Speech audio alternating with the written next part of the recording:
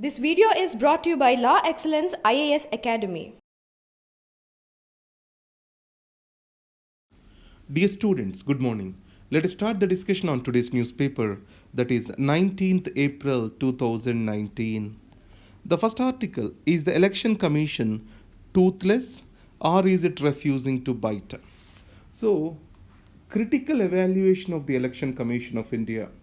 One way or the other way, a question is expected this year in mains. So, constitutional bodies and non-constitutional bodies. As part of this, CAG, Election Commission of India, UPSC, one or the other question is coming every year. This year for sure, Election Commission is put to the test. And also CAG is under discussion with regard to Rafale deal. So focus clearly on the constitutional bodies and their autonomy. And what are the challenges which they are facing, or what are the bottlenecks for their independence, we need to able to understand. So from this perspective, I'm going to talk about this article. So Mr. Qureshi, he was the former chief election commissioner. From very beginning, he is trying to talk about few things. One is, the election commission shall be given with contempt powers. And the second thing which he is batting is for transparency in electoral funding to the political parties. And finally, with regard to strengthening of the Election Commission of India by giving it the necessary powers to deregister a political party under the Representation of People's Act. If you see the series of articles of Mr. Qureshi, this is what he is talking about. With regard to contempt powers, remember one thing. The contempt power can lead to a kind of arrogance in an institution, or it will not allow for open debate and discussion. So that's why we do not like to give contempt powers to any of the institution. In a democracy, every institution shall come under public scrutiny. Only then the institution tries to evolve, change its character, change its nature. So judiciary was given contempt powers for another reason, because they will be away from the public life. But it is not the case with the Election Commission. It is in the midst of the political process, which is deeply connected with the election process. So that's why my opinion is Election Commission or CAG, both which are demanding for contempt powers, need not have them. So Mr. Vinod Rai, our former CAG, was also demanding contempt powers for Comptroller and Auditor General. And coming to the second thing, that is electoral funding. Electoral funding shall be transparent. So in this context, here they discussed about electoral bonds. So the party and then people who are paying for the electoral bonds and the banker, these three will know about the transaction, but not the common man, but not the country. So there can be a quid pro quo arrangement because of our secrecy involved with the electoral bonds. It can lead to a kind of a corruption. So in this context, the political party in power can benefit unduly. So Election Commission took a stand that electoral bonds are not good for the vibrant democracy and also free and fair elections. What were the arguments of the Election Commission of India? The secrecy leads to unnecessary allegations and corruption, and in a democracy, citizen has a right to know how the political parties are functioning. So here the S.Y. Qureshi also talks the same way. He says transparency is sine qua non with free and fair elections. Across the world, the donations to the political parties are kept in public domain. Why this unnecessary secrecy? And the second is model code of conduct. So this model code of conduct is an Indian innovation and it was evolved, not enacted. So initially, with agreement among the political parties in Kerala, a code of conduct has come into existence. Election Commission took that and converted into a model code of conduct which has a moral authority. Now the question here asked was, does it need to be legalized? So whenever we legalize something, what it will ultimately lead to, the decision with regard to that particular law will shift from election commission to judiciary. It means the litigation on that is bound to increase. On the other hand, if election commission has that moral authority to issue advisories, directions, even if necessary to restrain a person for his actions, then that is more than sufficient. If it becomes litigation, it takes years together and it loses its impact. So both the people here argues that the moral code of conduct need not be codified. It needs to enjoy its moral authority coming from election commission. Here election commission need to be assertive.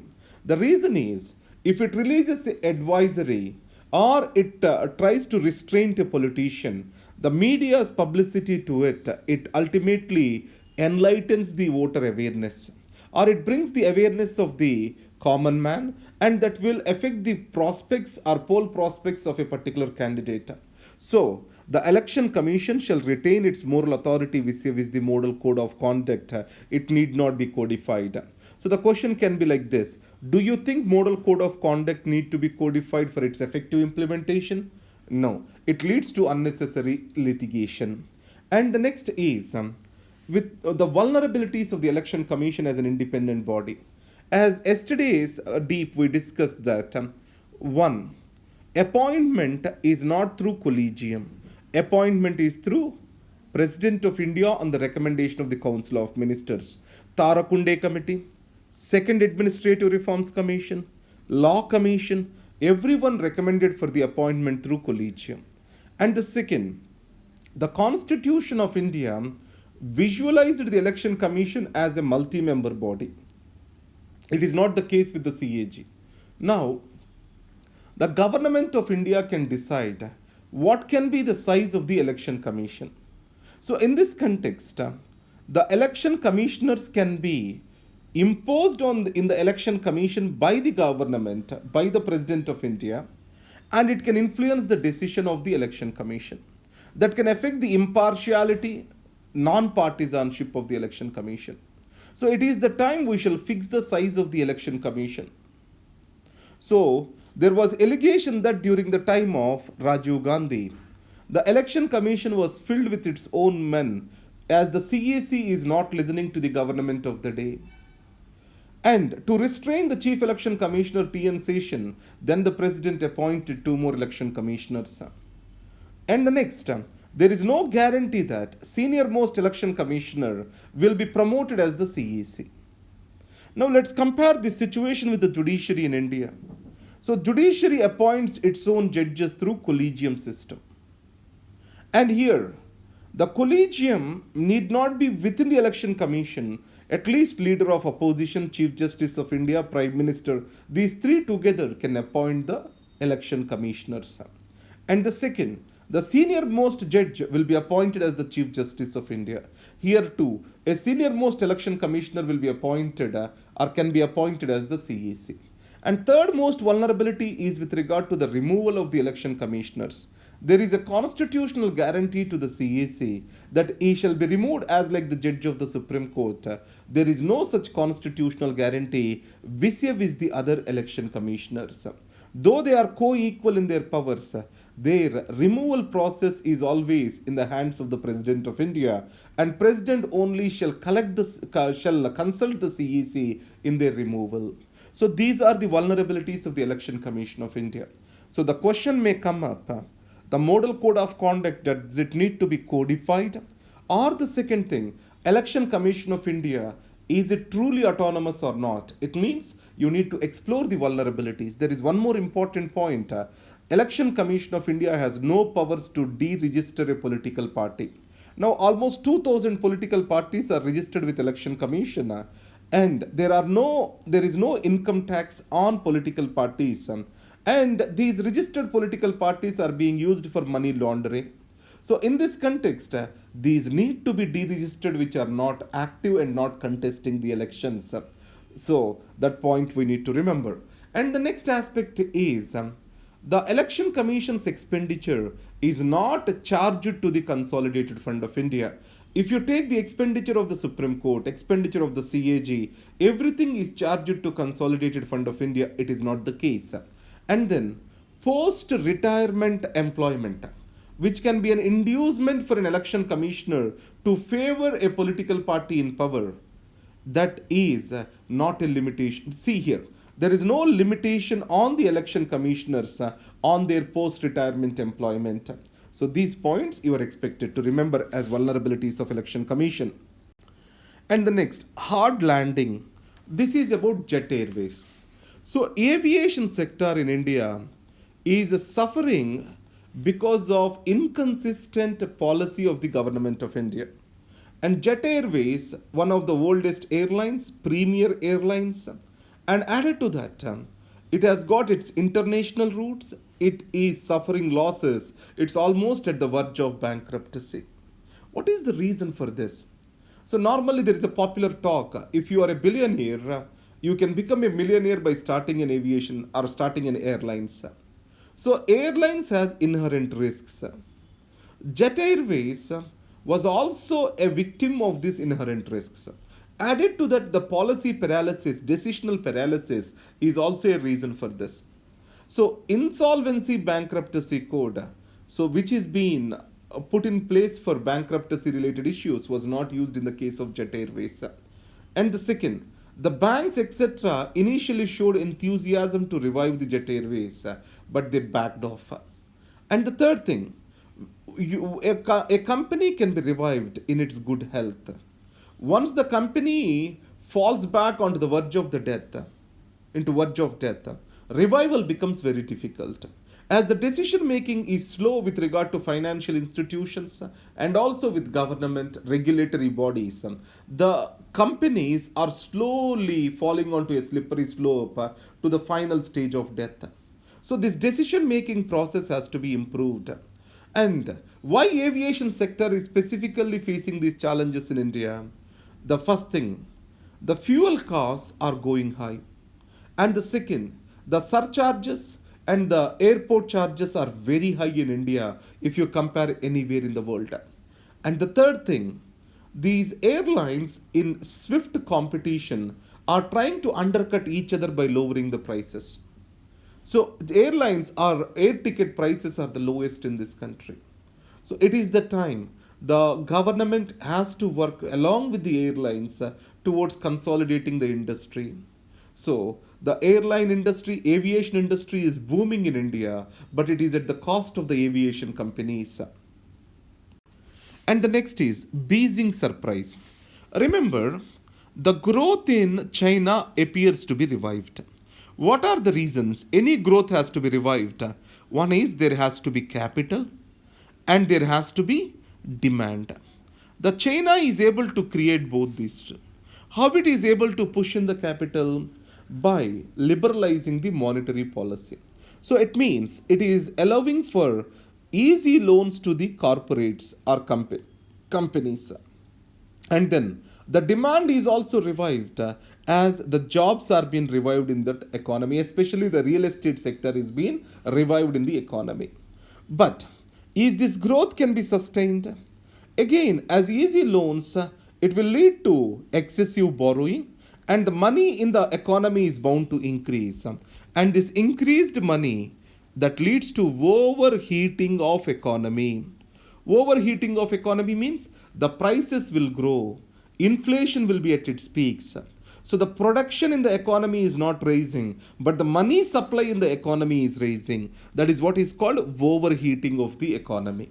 And the second thing is the trade tensions with the United States of America have eased now, but soon they are expected to come back. So it is a test for China.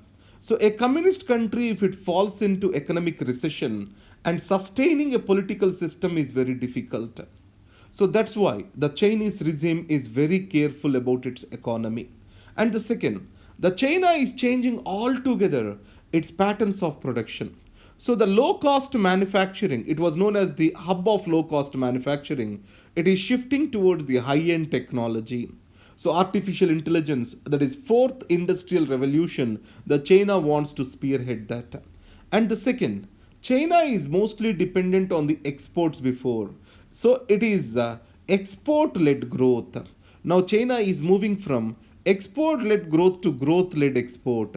So growth led export means it is trying to create something called as domestic demand. It is increasing the salaries of its workers. It is increasing the consumption of the local population so that a domestic demand will be created. Why is it necessary? The Chinese economy is susceptible to international pulls and pressures. In that circumstances, if it can raise the domestic demand, relative stability can be achieved. But however, over-consuming economy also creates troubles for its own self. The United States of America is an example. It's more a consumptive economy. So the China is able to revive its growth, and at the same time there are inherent risks with this growth. An entire growth strategy of China itself is changing. These are the points which you need to remember here. A shameful marker of 5 years. It is about the 5 years tenure of Prime Minister Modi. Remember, hate crime. This word is frequently used in West with regard to racism is concerned. So, hate crime means it is killing or causing a violence on an individual for what he is rather than from what he is doing. It means is traits, birth characteristics, either based on race, caste, religion. So, with his attributes, he is being hated. He is not being hated for his deeds, but he is being hated for what he is. That is what is called hate crime. This hate crime is different from the communal violence. So, communal violence, when you see that, so there will be a spark, there will be a trigger point which leads to this violence. The trigger point may come from the hate crime itself, but communal violence is a mass violence surrounding a particular event. And then a hatred of one community against the other community is or suspicion that may lead to communal violence. So this hate crime is increasing in India now. So how the West has managed with this hate crime? Any kind of hate crime, it is punishable with severe punishment. There is something called equality law. So this equality laws, these prohibits any kind of discrimination by the citizens on various factors like race, religion, caste, etc. So caste is a unique phenomenon for India though. So in the United Kingdom recently there was an issue that does caste need to be equated with race? So the racial discrimination and race-based crimes are popularly called as hate crimes. So in India, if you see, mass lynchings have happened. In the United States of America, there is a right conservative group which has lynched the African Americans, Ku Klux Klan. So similarly, or else it's not so severe, similarly, in India, minorities, Dalits, these are being lynched for various reasons. So this is going to be a marker, a dark mark on India's secular and liberal history. So I'm not going into the politics of this article, claiming that attributing this to BJP or something. But remember, the growth of hate crime is dangerous to a particular community for its image across the world. And the second, a country will be respected or will be graded based on how it is respecting the rights of its minorities, vulnerable populations. So India shall not go down on that particular score. That is my point. A struggle to breathe. It is about our urban pollution, especially in the context of Delhi. So urban pollution, air quality index, if you see, these are at the lethal levels, 400 times more than what is expected of clean air. So if you compare a lung of an urban dweller with a rural dweller, so the lungs of the urban person are worse placed. It is like he is smoking some 100 cigarettes per day. In this context, what are the reasons for this pollution? Growing vehicular population. And the second is thermal pollution surrounding the urban areas. Third, in Delhi, the crops residue is being burnt. And then construction. And added to that, burning of the wood fire, especially in the winters. How these can be regulated? So the first is vehicle population in Delhi, they tried odd even ratio. One day the odd numbers will come onto the roads, the other day even numbers, but it is not very successful. And the second, why can't we promote the public transport? The Delhi metro is known to have reduced huge volumes of carbon dioxide release, but there are no proper statistical studies for the same. So, encouraging the public transport is important. Move the people, not the vehicles. If you take in New York, even the mayor or the richest people in the New York, they do not take the cars, they go through the subway. The same shall be the case with India. And the second, with regard to thermal power stations, etc., these need to be kept far from urban areas. But here, why shall we not shift from thermal power to the other sources of renewable energy as soon as possible? And the third thing, the farmer shall be incentivized to give and by giving latest technologies to earn from the crop residue. So crop residue can be used to generate fuel and fodder, so that can be encouraged for them. So there can be many constructive steps if the politics are really interested we can take to reduce the pollution. That's what this article states. Next is predictable chaos in Libya. Now, why I am placing this article? It talks about post-Cold War phenomenon. So what was the Cold War? So the countries were grouped into two blocks surrounding United States of America and USSR. With the collapse of the USSR, there was no more Cold War. So it means a bipolar world is converted into unipolar world.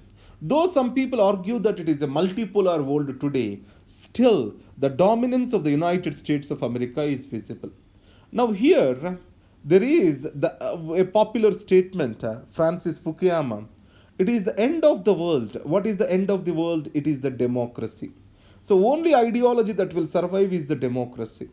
And on the other side, they say it is the communism. Marx says it is the communism, the end of the history. And Francis Fukuyama says democracy, liberal democracy, is the end of the history. So now, after the collapse of the USSR and the rise of United States of America, the intervention in the name of democracy and then rights of the people has become a norm. So in these circumstances, the popular thing, what we call it as called Arab Spring. So a series of revolutions happened in the Arab countries, starting with Tunisia. Now still it is continuing in Syria, Yemen, Libya. But surprisingly, only in one country the politics have become stable, and in all the countries have fallen into instability. So if you take Libya, the condition is much worse. So previously there was one strong leader in Libya, Iraq, Syria, Yemen, etc.